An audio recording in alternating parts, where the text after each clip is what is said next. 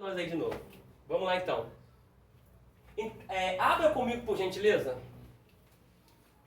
Evangelho de Jesus, segundo escreveu Lucas, o texto é sempre que ele ressuscita, tá, gente? Não pode morrer. Eu fiquei de entregar para vocês na última aula. Lucas, capítulo 20. Vou botar uma aguinha aqui. Versículo de número 36.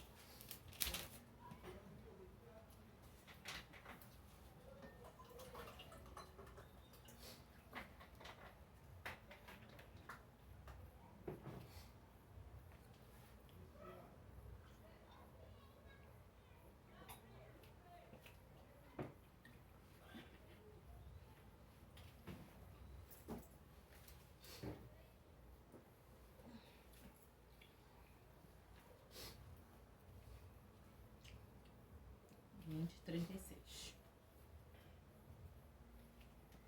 Amém. Amém.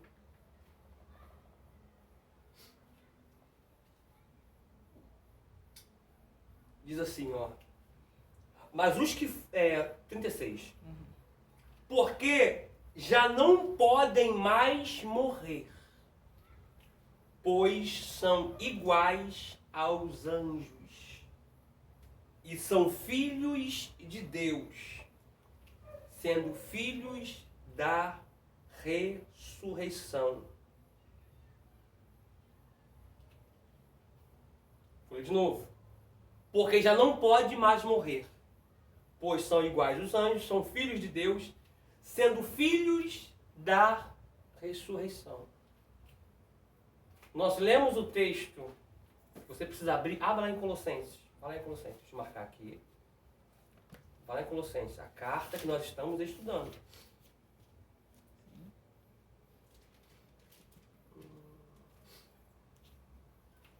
Capítulo 1.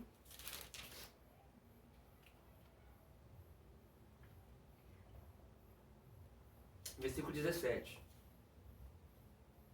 Não, vamos ler o versículo 16 a seguir. Olha o versículo 16. Porque nele foram criadas. Nele foram criadas. Pega isso aqui. Nele foram criadas todas as coisas que há nos céus e na terra. Tudo foi criado por ele. No céu e na terra. Visíveis e invisíveis. Aquilo que eu vejo foi criado por ele, aquilo que eu não vejo também foi criado por ele. Sejam tronos, sejam dominações, sejam principados, sejam potestades. Tudo foi criado por ele e para ele. Tudo foi criado por ele e para ele. Posso dizer algo aqui? Vai se escandalizar não? Quem criou o diabo foi ele. Oh, foi. E detalhe, foi criado para ele. Como assim? Como assim? Eu vou explicar isso aqui. Porque tem situações que para Deus não perder alguns, ele permite que o diabo toque. Lá toca. Porque na vida de Jó, o diabo só foi um agente, a qual Deus usou. Gente, Deus usa quem ele quer. Eu sei que isso te choca. O diabo foi só um agente. Por quê? Porque Deus já queria dar o dobro para Jó. Aí Deus olhou no corredor da história da vida e disse, você pode tocar nele. Porque eu sei que ele não vai pecar. O diabo não é onisciente. Tocou pensando que Jó iria pecar. Jó, com tudo isso, não pecou e não blasfemou contra Deus. Diferente de Pedro, que Jesus olhou no corredor da história e falou, não dá não. O diabo, deixa eu cirandar ele, Jesus. Pedro, essa noite mesmo o diabo pediu para te cirandar, cara. Eu roguei a Deus por ti, ou seja, eu não permiti. Senão, Pedro não iria cumprir como o primeiro pastor da igreja primitiva. Como teria que cumprir? Opa, vou permitir que cirande tua vida não, Pedro. Vamos prosseguir aqui. Ah, pastor, mas isso aí soou pesado que o diabo trabalha para Deus? Vamos lá em Reis. Vamos lá em Reis. Vamos lá em Reis. eu ver se é primeira. Vamos ver se é primeiro ou segundo reis. Vamos ver se é primeiro ou segundo. Eu não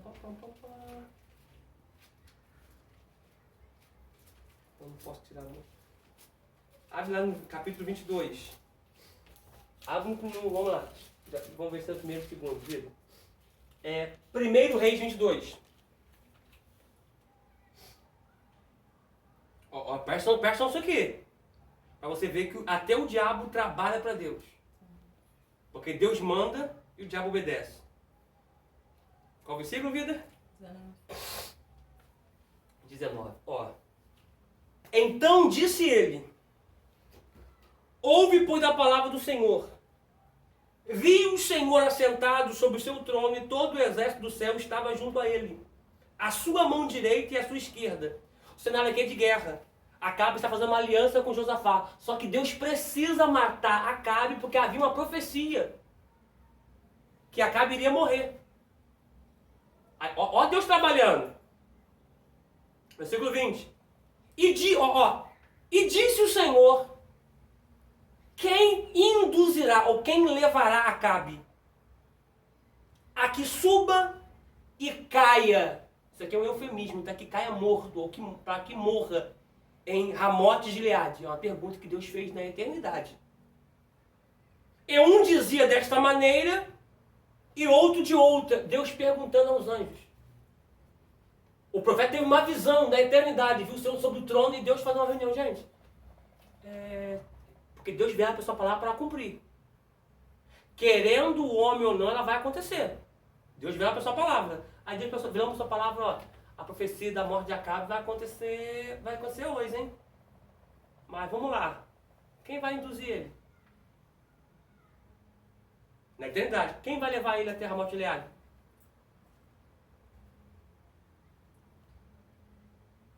Ó o versículo 21.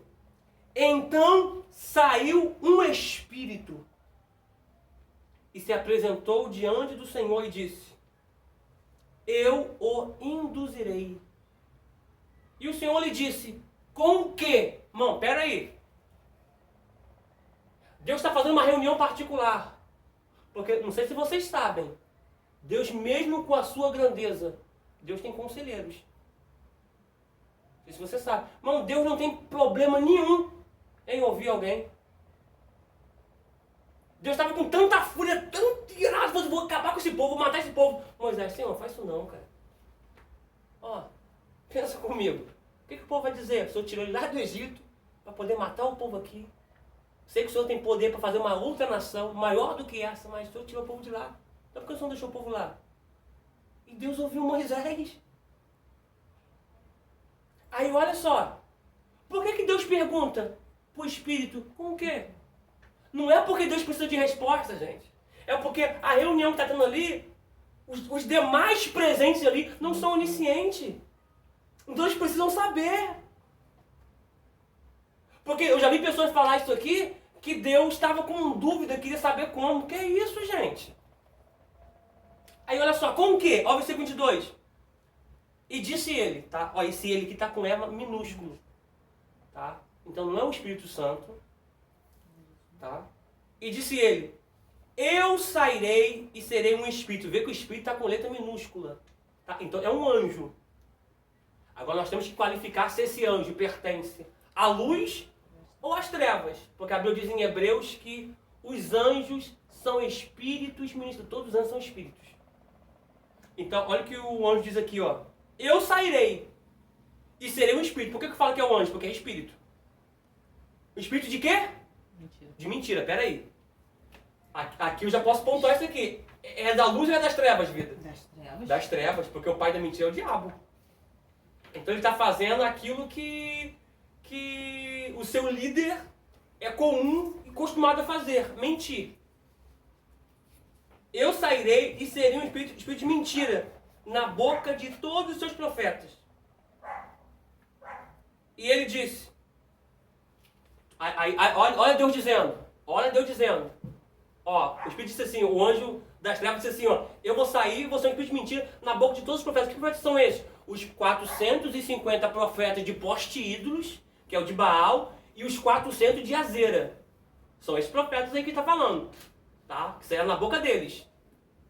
Tá? Aí Deus, ó, tu induzirás, porque aí Deus olhou pro futuro, ó, e tu vai conseguir. Aí Deus, ó,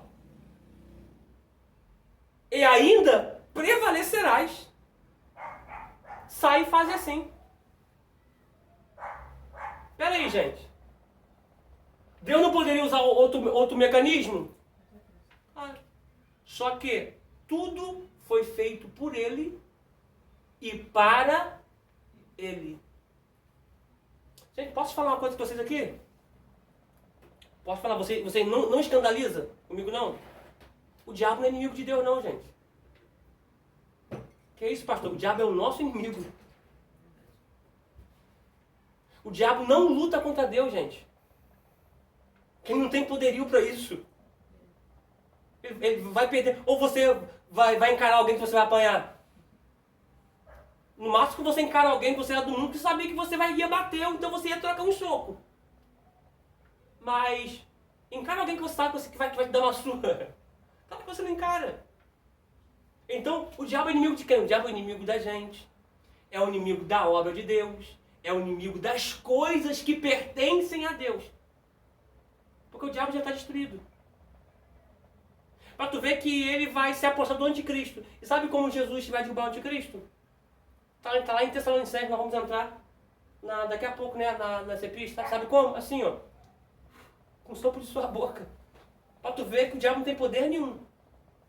Tá? Então, pega isso aqui. Tá? Vamos lá.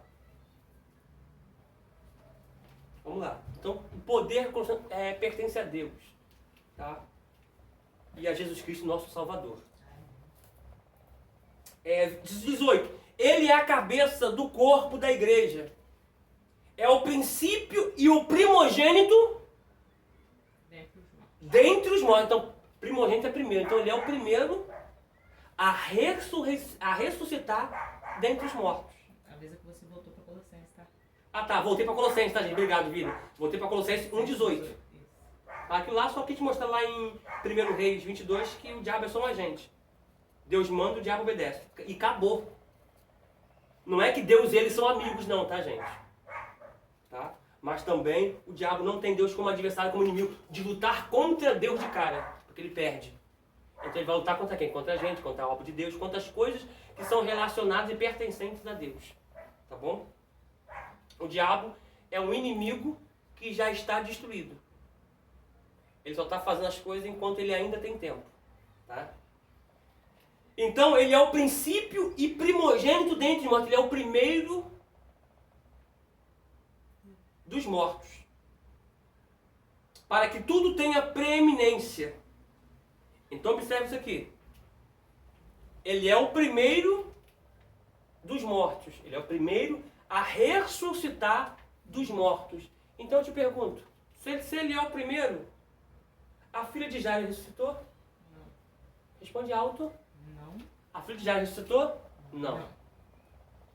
Aí eu te pergunto, Lázaro ressuscitou? Não.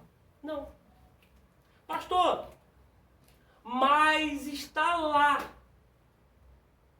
em João 11, Jesus dizendo, eu hei de ressuscitar o teu irmão, porque eu sou a ressurreição e a vida.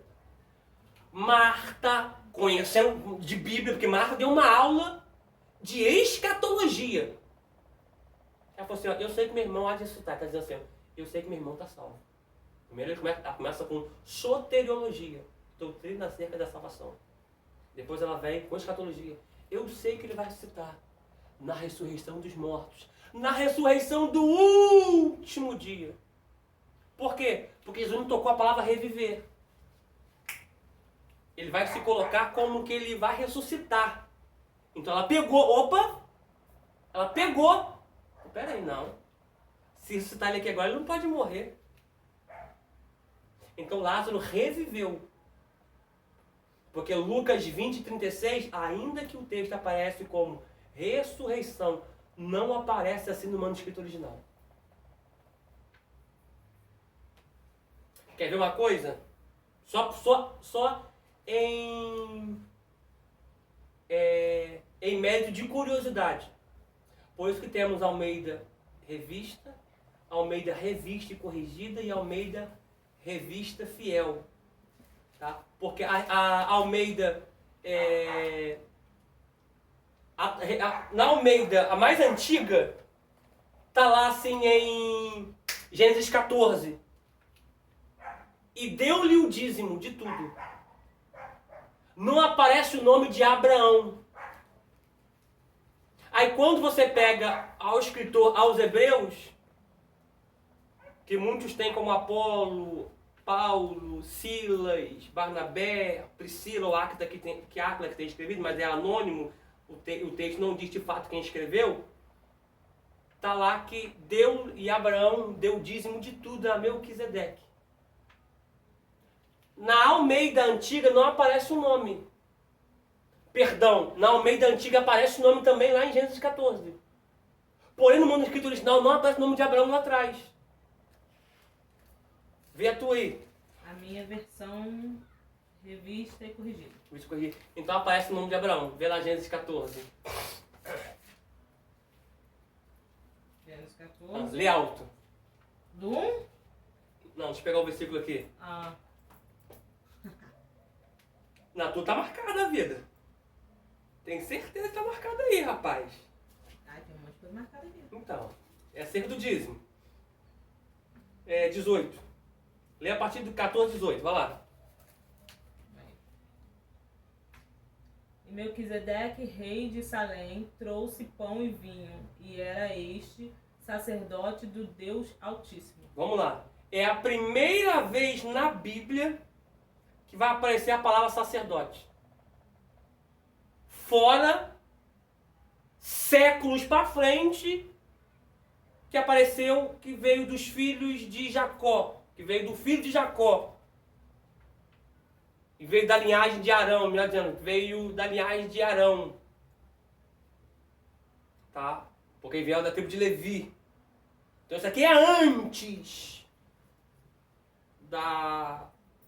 de Levi, é antes de Arão, bem antes, tá? Então a primeira vez que aparece a palavra sacerdote, porque é um sacerdócio eterno, tá?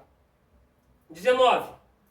E abençoou e disse: bendito seja Abraão, Aparece Abraão. do Deus Altíssimo. Aí tá. Aparece Abraão. Tá. Nos textos originais não aparece o nome de Abraão. A gente vamos recorrer aqui. Primeiro, deixa eu recorrer aqui. Gente, se entrar anúncio aqui é porque é propaganda, tá? Vamos ver se vai entrar. Não entrou não, graças a Deus. Não entrou. Vamos lá, vamos recorrer a uma outra tradução. Apareceu aqui anúncio sim. Mas tá baixo, não chegou a cantar a musiquinha não. Olha só.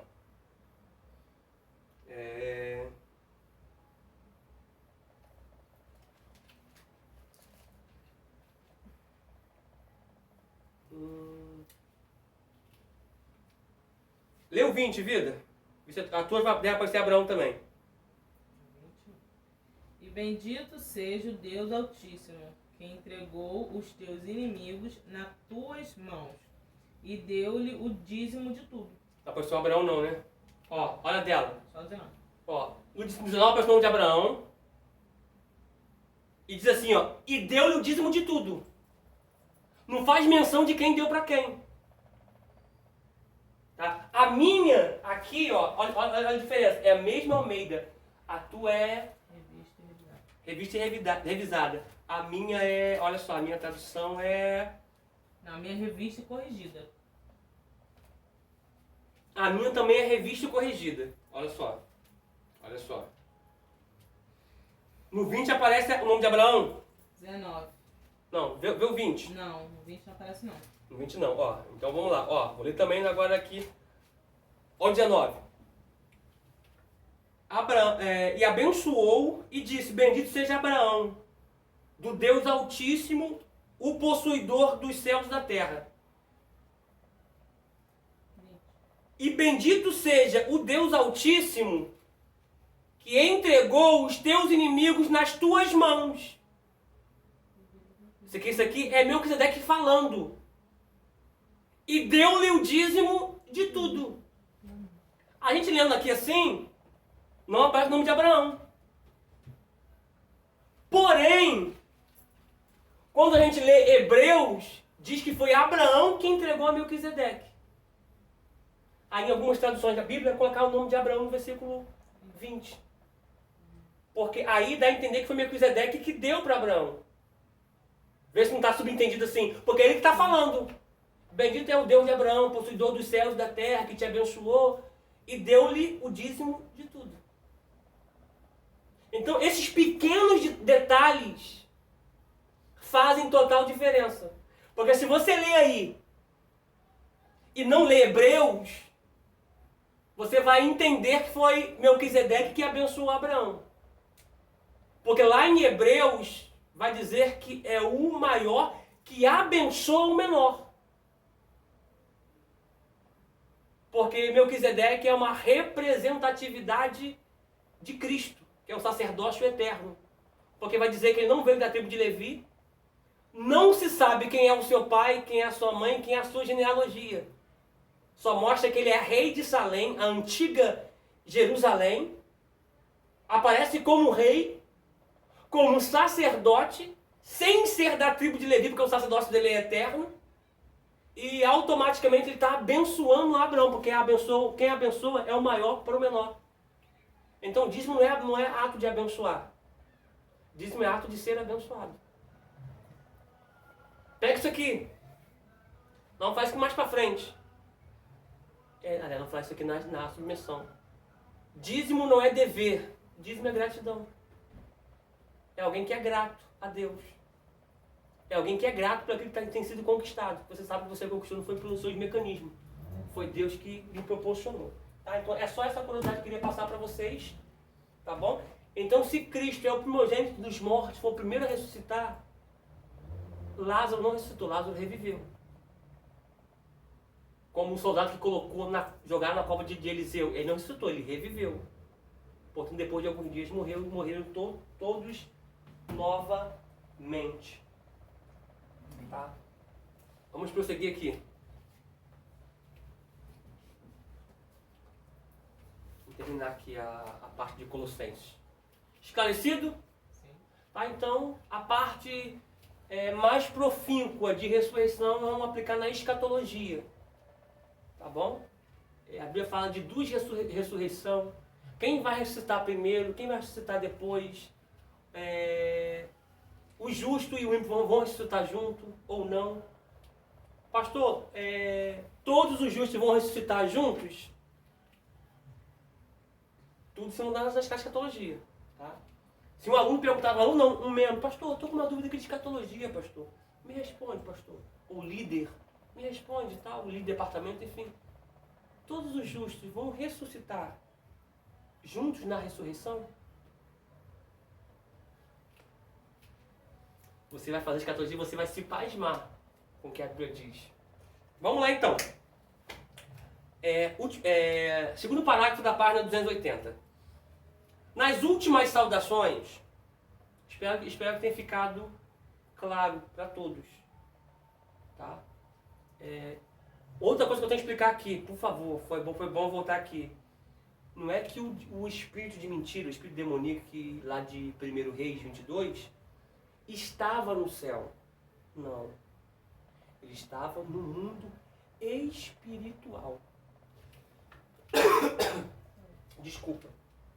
Como assim? Eu te explico. Assim como a Terra é dividida em 3 partes. A Terra é litosfera, que é a primeira camada de terra que vemos aqui. Você se aprofunda cerca de 3 quilômetros de profundidade, você já atinge a hidrosfera. Depois que você atingiu a hidrosfera, você cavando mais 35 mil quilômetros de perfuração. É um calor, não sei quantos mil graus Celsius de temperatura. Você atinge a barisfera. Sabe os 3 nomes? Fala os 3 nomes então. Fala os 3 nomes. Fala. Tô falando com você. Até abusada, vida. Ó, é litosfera, a primeira camada, 3.000 quilômetros, de 3.000 metros de profundidade. Depois de 3.000 metros. Primeira camada aqui é litosfera. 3.000 é hidrosfera. 35.000 quilômetros mais a fundo é a barisfera. Litosfera, hidrosfera e barisfera. 3 camadas da Terra. Na barisfera é onde tem o magma da Terra. Tá? É onde tem a larva. É onde existe o mar de estanho e enxofre. Tá? A prova que existe algo muito quente lá dentro é o vulcão. Porque eu apadrinhei carinhosamente o vulcão como a chaminé do inferno. Existe algo muito quente lá embaixo. É lá, na barisfera, que existe o mar de fogo, de estanho e de enxofre. Tá? Agora, para cima, existe primeiro o... Fala então. Fala aí então. As 3 camadas do céu. Fala aí. Paulo diz que fui arrebatado até o terceiro céu. Existem 3 céus. Que é o céu atmosférico, que é o céu do passe, o céu do avião. Fala aí. Eurânio. Esse primeiro céu que a gente vê aqui, céu que a gente vê azul aqui, é o aurânio. Tá? O segundo céu, mesorânio. Aí é o mundo espiritual. Portanto, Paulo diz em Efésios que os espíritos atuam nos ares, nas regiões celestiais. Eles atuam nos ares, no mesorânio. Foi lá que a resposta de Daniel veio e foi parada. A vitória de Daniel veio e foi parada, no mesorânio. Foi lá que Deus pergunta para Satanás, de onde vens? Porque lá da eternidade ele pergunta, de onde vens? Porque sabe que não existe distância para Deus, né, gente? Não é que o diabo estava... Já vi pregador dizer que o diabo estava no céu. Que o diabo tem acesso ao trono de Deus, não. Mesorânio. De onde vens? De rodear a terra para separar. Lá é mesorânio. E existe o céu inacessível, que é a morada do eterno. Tá? Que é o eporâneo. Tá? Pastor, mas lá do eporâneo, Deus falou com o diabo no mesorânio? Sim. Salmo 113. Que Deus se inclina. Ó Deus do trono, ó. Ó, Deus na eternidade, ó, porque a terra é o estrado dos seus pés. Olha ele, ó, sentado no trono, ó, mesorâneo ele, ó. De onde vens? Pra você ver a grandeza de Deus, tá? Eu vou ficar por aqui. Ô, glória! Vamos lá.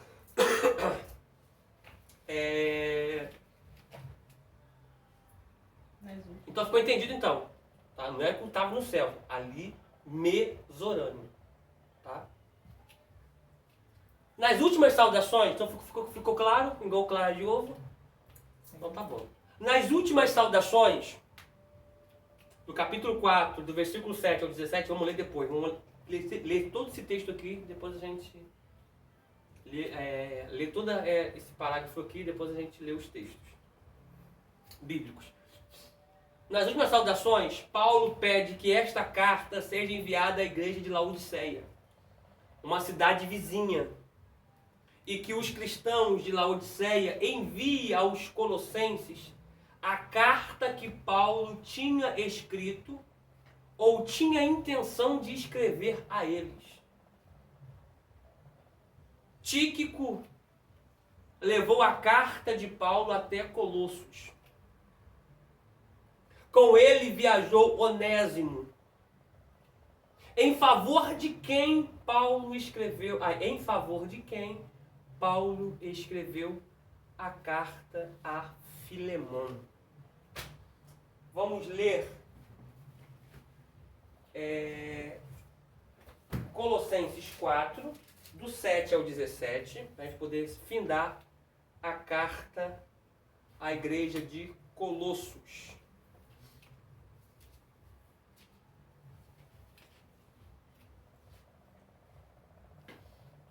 Aí, na escatologia, você vai pegar toda a base bíblica, todo o respaldo bíblico, que quem me conhece, que estuda comigo, sabe que eu vou sempre centrado na Bíblia, que é o nosso parâmetro, que é o nosso manual. Você vai ver por que vai haver a segunda morte. para aqueles que são ímpios, que terão que ser julgados. Bom, será que vão ressuscitar também? Se nós vamos, tá? 4, do 7 ao 17. Vai dizer assim, ó. Tíquico, irmão amado e fiel ministro e conservo no Senhor, vos fará saber do meu estado, o qual vos enviei para o mesmo fim, para que saiba do vosso estado e console o vosso coração. Juntamente com Onésimo, amado fiel irmão, que é dos vossos, ele vos farão saber tudo o que por aqui se passa. Aristarco, que está preso comigo, vos saúda, e Marcos, o sobrinho de Barnabé, acerca do qual já recebestes mandamentos. Se ele for ter convosco, recebei-o. Pega isso aqui. Havia um mandamento acerca de João Marcos, que escreveu o Evangelho segundo Marcos, que não era para receber Marcos. Por quê? Na primeira viagem missionária de Paulo, Marcos fora. Só que no meio do caminho aconteceu uma coisa que Marcos voltou. E Paulo, a priori, repudiou Marcos por esse ato, por esta obra. Só que Marcos é e era escolhido por Deus. Quando Paulo está escrevendo a última epístola a Timóteo, seu filho na fé, que tinha aproximadamente 26 anos, que pastoreava a igreja, a ponto de Paulo o motivar: ninguém despreze a mocidade que há em ti. Porque os anciãos, os das cães brancas, não queriam dar honra a Timóteo. Os presbíteros não queriam dar honra para Timóteo. Os presbíteros eram os homens conservados, de caráter maduro, os velhos, com as suas cães, com os seus cabelos brancos, não queriam dar honra para Timóteo. E Timóteo ficou um pouco balançado no tocante a isso. E Paulo: não, rapaz, não despreze a mocidade que a gente foi. Deus te colocou nessa obra, dizendo em outras palavras. E Paulo vai dizer assim, ó: quando você vir me visitar, Paulo estava preso, quando vocês for vir me visitar numa prisão fria, numa masmorra gelada, cujo mesmo recebia banho gelado todo dia, numa região muito fria, quase 8 graus negativos, recebia banho gelado, porque eles não poderiam matar Paulo, porque Paulo já havia sido entregue à guarnição. É a mesma coisa assim, você pega um estrupador na rua, você quer matar ele, né? A sociedade, né? Quer matar ele, quer pegar, quer dar uma surra, quer matar por causa do ato, é um ato, né? Um ato sórdido, um ato sujo, você quer matar ele. Só que quando a polícia chega, você não pode fazer mais nada, porque ele já foi entregue à guarnição. Então, como eles não podiam matar Paulo espancando, eles falavam assim: vão matar Paulo com tuberculose ou hipotermia. Então dava banho gelado nele. Mas Paulo, nesse estado, Paulo disse assim, ó: quando você for vir me visitar, Timóteo, me traga a capa. Porque ele está com frio. Ele queria algo para lhe aquecer. Gente, eu me apaixono pela vida de Paulo, cara. Muitos crentes queriam se afastar da igreja por causa de por Paulo estar preso, a igreja de Corinto racha. Quase 50 mil membros a igreja de Colosso. Cerca de 25 mil pessoas estão voltando do evangelho, voltando para trás. Quando Paulo vai sair dessa cadeia futuramente, que é Onésimo que vai tirar ele de lá, porque fizeram um quartinho para ele. Ele nesse quartinho, ele vai passar o resto da sua vida ali nesse quartinho. Ele vai dizer assim, quando o Tito leva informação, olha, a igreja rachou, Paulo. Porque tá... Mas por quê? Porque eu estou dizendo que Deus não é mais contigo. Aí se levantou lá um grupo de 3, 6 pessoas lá e estão falando que Deus não é mais contigo. As pessoas estão ouvindo e estão querendo voltar atrás. Aí Paulo, por causa disso, estão querendo voltar atrás? 2 Coríntios 11. 2 Coríntios 11. Aí foi onde nasce a segunda carta aos Coríntios, que é conhecida como os teólogos como a carta sangrenta. A carta dolorosa. Aí Paulo, vou escrever a carta aqui e você leva. Aliás, vou ditar aqui, vou escrever a carta e você leva. Recebi 5 açoites. 5 quarentenas. Faz a conta. Uma quarentena, que é 39 menos 1, porque os romanos não fazem soma completa. Eles falam 20 menos 1. 10 menos 1. Portanto, 10 é um X com traço antes. Nos números romanos. Então é 10 menos 1. 20 menos 1. 50 menos 1. Então a quarentena é 40 menos 1. O açoitamento era com um caniço chamado azorrague, aproximadamente 90 centímetros um cano, com 12 tiras. Com 12 tiras de couro, com nas suas extremidades com chumbo de 30 gramas e com um pedaço de osso de carneiro afiado para cortar igual navalha.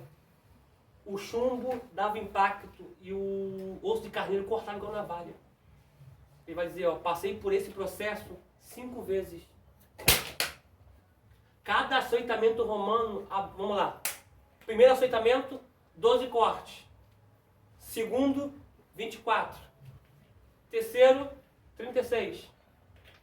Quarto, 48. Quinto, 60. Totalizando 468 cortes. Pega 468. Ó, e multiplica 468.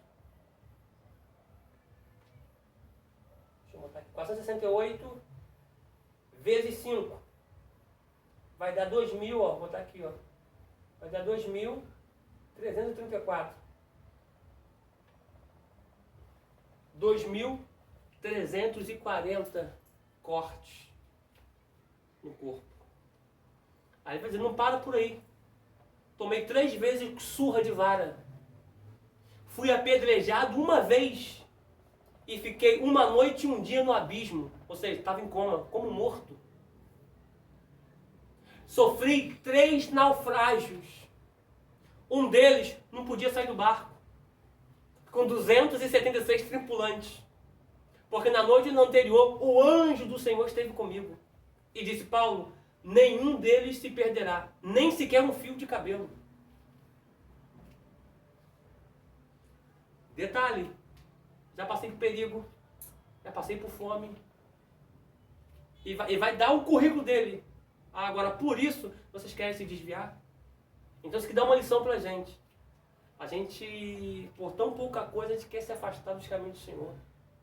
Aí Paulo vai dizer assim, ó, me traga a capa, me traga os livros, eu estou preso, mas estou estudando. Me traga os livros, principalmente os pergaminhos, que é as escrituras sagradas, principalmente os pergaminhos. E me traga Marcos, porque ele me é útil. No final, Paulo vai reconhecer, e agora também Paulo está reconhecendo a utilidade de Marcos. Vamos prosseguir aqui. Versículo de número 11. E Jesus, chamado justo, os quais são da circuncisão, são estes unicamente os meus cooperadores no reino de Deus, e para mim tem sido consolação. Saúda-vos Epáfras, que é dos vossos, servos de Cristo, combatendo sempre por vós em orações, para que vos conserveis firmes, perfeitos e consumados em toda a vontade de Deus. Pois eu lhe dou testemunho de que tem grande zelo por vós, e pelos que estão em Laodiceia, e pelos que estão em Hierápolis. Saúda-vos Lucas, o médico amado, e Demas. Saudai aos irmãos que estão em Laodiceia, e a Ninfa, e a igreja que está em sua casa. Deixa eu fazer isso aqui. Eu vi um link interessante.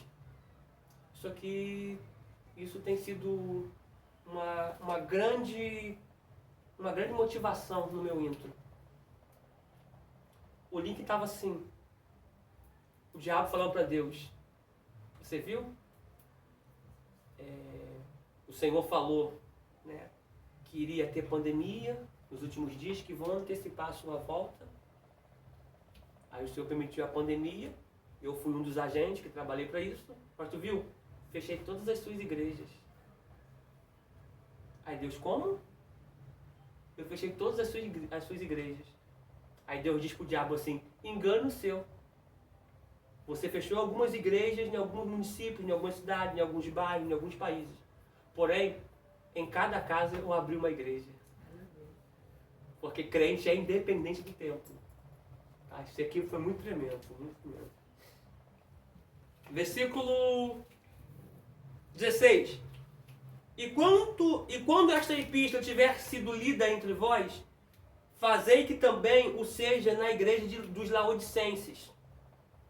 E a que veio de Laodiceia, lede a vós também. Ou seja, a carta que foi direcionada para uma igreja foi lida em Colossos. E a que foi lida em Colossos foi lida em Laodiceia. E dizei a Arquipo, atenta para o ministério que recebeste no Senhor, para que o cumpras. Acho que esse é o último texto, não. Agora falta o 4, do 7 ao 9. Isso nós já lemos. 4, já lemos já. Está aqui, já lemos já. Então agora a gente vai entrar na epístola aos Tessalonicenses. Vamos lá. 5.9, primeira epístola aos Tessalonicenses. A gente sabe que o punho do teor do que foi transmitido à igreja de Tessalônica é um punho escatológico. Tá? É uma carta, é uma epístola, que ela é dentro de uma soteriologia apontada para a escatologia. Logo de início, achou aí? Logo de início, o apóstolo elogia a igreja pela sua fé. Logo no primeiro capítulo. Pelo seu trabalho, abandono da idolatria, porque automaticamente a fé ela vem pelo ouvir. E automaticamente quando eu tenho no meu intro a fé que foi dada por Deus, que a Bíblia diz em Efésios 2,8 que a fé é um dom de Deus. Que é um dom de Deus. Se ela é dom de Deus, dom é presente, então a fé é um presente que Deus dá. A Bíblia diz que Jesus, ele é o autor e o consumador da nossa fé. É ele que começa, é ele que finda a nossa fé. Automaticamente, quando tem fé, aí vem o trabalho e o abandono da idolatria, o abandono das coisas erradas. Aí prossigamos aqui, esperança, paciência e receptividade à palavra. Gente, que igreja gostosa de pregar uma igreja dessa. É uma igreja que ela está receptiva à palavra.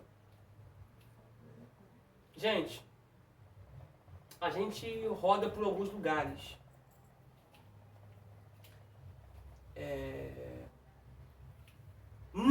Olha só, pega isso aqui. Nem toda igreja é respectiva à palavra.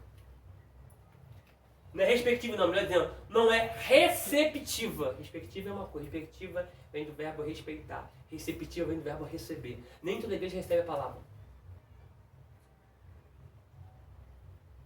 Quando é que eu sei que uma igreja está recebendo a palavra? Quando produz fruto de mudança. ou quando mesmo está ouvindo a palavra, essa palavra vem para mim, glória a Deus, esboça alguma reação. Eu, particularmente, eu tenho alguma dificuldade com alguns pregadores. Por que eu tenho dificuldade com alguns pregadores? Porque pregador que gosta de pregar e gosta que o povo receba a palavra, e quando os outros pregam, ele não recebe a palavra, para mim deixa a desejar. Porque o púlpito e o microfone não é um lugar onde eu esbanjo a minha teologia, onde eu esbanjo o meu vernacular, a minha linguística, não. O púlpito é onde eu exponho as Escrituras. Automaticamente o glória a Deus e o aleluia que eu falo não é para o homem. É a minha adoração, aliás, é o meu louvor a Deus. É uma coisa que eu quero falar futuramente também acerca da diferença de louvor para adoração. É muito forte. Porque tem igreja falando assim, ó, tem irmão falando assim, vou louvar um hino aqui, aliás, tu começa um hino assim, vou adorar o Senhor aqui, os irmãos que me ajudem. Aí pega isso aqui. Quando você lê Gênesis 22, Abraão e Isaac estão subindo a Moriá. Os dois moços ficam na metade do caminho, tomando conta do jumento. Aí Abraão diz assim, ó, eu e o moço subiremos para adorar e retornaremos.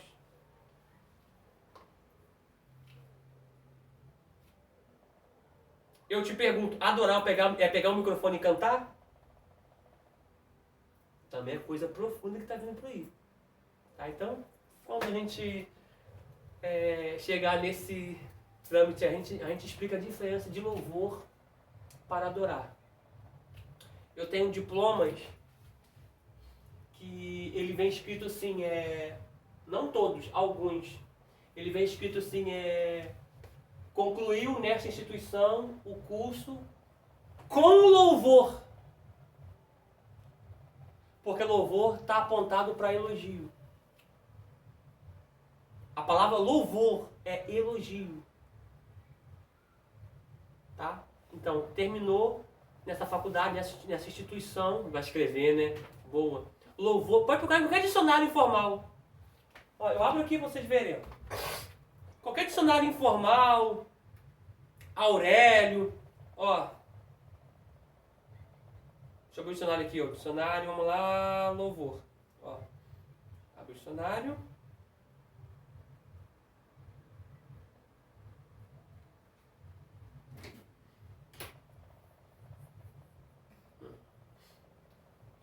Vamos lá. Ó, louvor está associado a elogio, a homenagem. Tá? Então está associado a isso aí, tá? Então quando você está louvando, você está homenageando ou elogiando alguém. Portanto, existe alguns diplomas que concluiu nessa instituição, nessa faculdade, o curso de doutorado com louvor. Tá? Então, frisa nisso. Louvor é uma coisa, a adoração é outra. Tá? Tem muita gente que acha que está adorando na igreja, mas não está. Está simplesmente louvando. Mas que fica uma ocasião mais pra frente, no submersão e tal. Então vamos lá. Falando ainda de receptividade. Então, falta quanto tempo? Falta quanto tempo, vida? Minuto? Então, o que é receptividade? Receber a palavra. Nem sempre a igreja vai receber a palavra pulando, rodando e glorificando. Geralmente a igreja vai receber a palavra com mudança de vida, com mudança de comportamento. Tá? Mas automaticamente quando eu recebo uma palavra, eu levanto a mão e glorifico. Eu esboço alguma reação. É da gente pentecostal. É da gente. Tá? Porém, eu acho muito dificultuoso você pregar para uma igreja que não é receptiva à palavra. Você está pregando, alguém está sempre assim, ó. Ou então mascando chiclete.